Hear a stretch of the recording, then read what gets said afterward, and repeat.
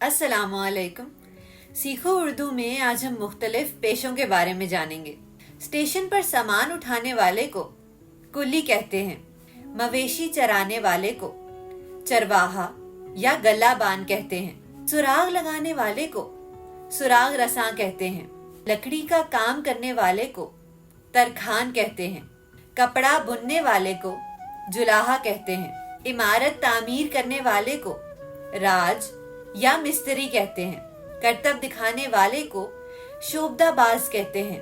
तांगा चलाने वाले को कोचवान कहते हैं। किरियाने का सामान बेचने वाले को परचून फरोश कहते हैं। तंदूर पर रोटी लगाने वाले को नान बाई कहते हैं। जेब तराशने वाले को जेब कतरा कहते हैं। ठेका लेने वाले को ठेकेदार कहते हैं। फने तामीर में महारत रखने वाले को मेमार कहते हैं।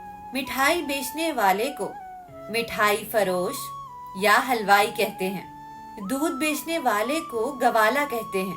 पौधे लगाने और उनकी देखभाल करने वाले को माली या बागबान कहते हैं। पहाड़ों पर चढ़ने वाले को कोह पैमा कहते हैं। पत्थर तराशने वाले को संग तराश कहते हैं।